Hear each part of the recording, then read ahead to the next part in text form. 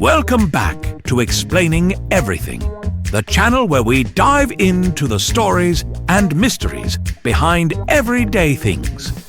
Today's question comes from one of our curious viewers, Marble0815. Thanks for the suggestion, Marble. You ask, how is brown sugar made? That's right, the golden, caramelly cousin of regular sugar that makes cookies chewy, oatmeal edible, and life just a little bit better. So grab your sweet tooth and let's dive into the sugary science, right here on Explaining Everything.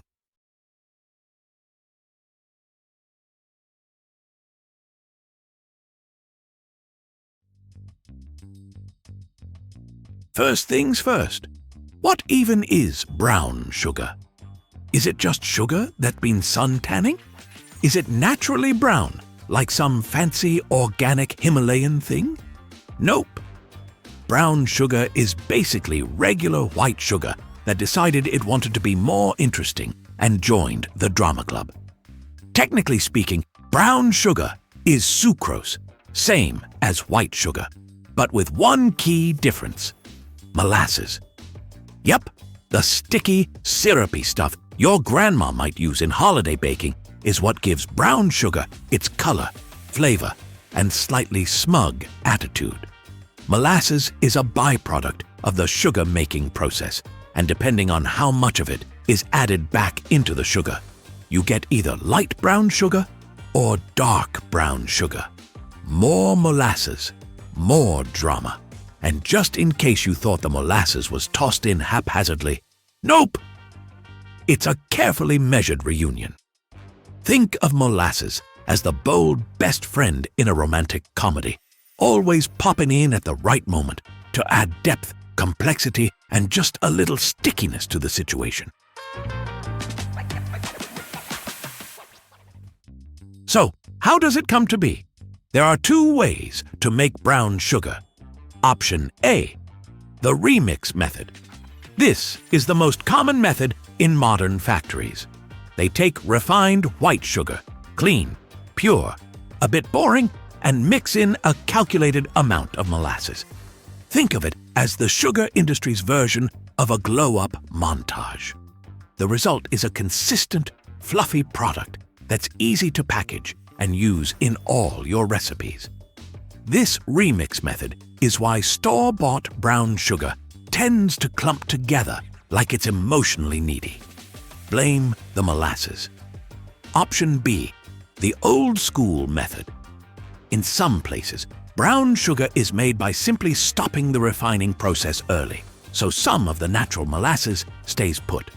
It's raw, richer, and often sold as natural brown sugar, or even turbinado or demerara. These sugars are a bit crunchier, less sticky, and like to pretend they're healthier than the rest of us. They're the type of sugar that shows up in unbleached packaging and probably listens to vinyl. But they're still delicious and get the job done, especially in coffee, cocktails, and smug food blog recipes. Let's rewind. Where does sugar, white or brown, even come from? It all starts with sugarcane or sugar beets. These are like nature's candy sticks, full of sweet juice that's extracted, boiled, and crystallized. Once the juice is extracted from the cane, or beet, it's boiled down into a thick syrup. As it cools, sugar crystals begin to form. These crystals are separated from the leftover syrup, which, guess what, is molasses. So essentially, making sugar is a game of keep the crystals, toss the syrup, unless you need it later to make brown sugar.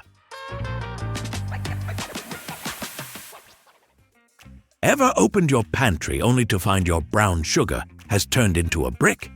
That's because molasses is hygroscopic, meaning it absorbs moisture from the air, or loses it if your kitchen is dry. When the molasses dries out, the sugar hardens into something you could use as a paperweight or blunt weapon. But don't worry, you can revive it. Just toss in a slice of bread, an apple slice, or even a damp paper towel in a sealed container overnight. Magic. Well, science. This also explains why brown sugar acts like that friend who's fine one day and then suddenly not fine the next. It's all about the environment.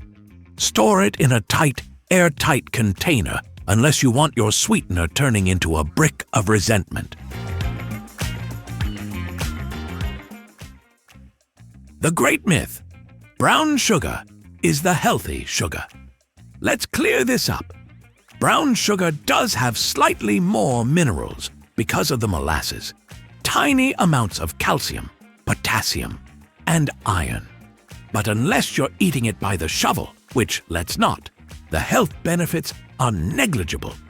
If anything, brown sugar's real superpower is in the flavor. That rich caramel taste can take baked goods to another level.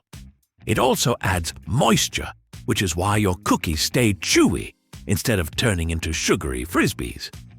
So, while it may feel fancier or earthier than white sugar, brown sugar isn't exactly your new superfood. Still, it's the one most likely to get invited to dessert. Around the world, brown sugar comes in all kinds of delicious forms. In Japan, there's kokuto, an unrefined brown sugar with a deep, almost smoky taste.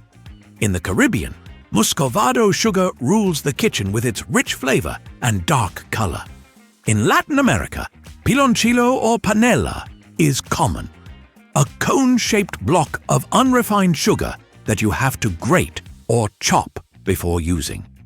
These are the action movie heroes of the sugar world. Gritty, intense, and slightly dangerous if you don't handle them right.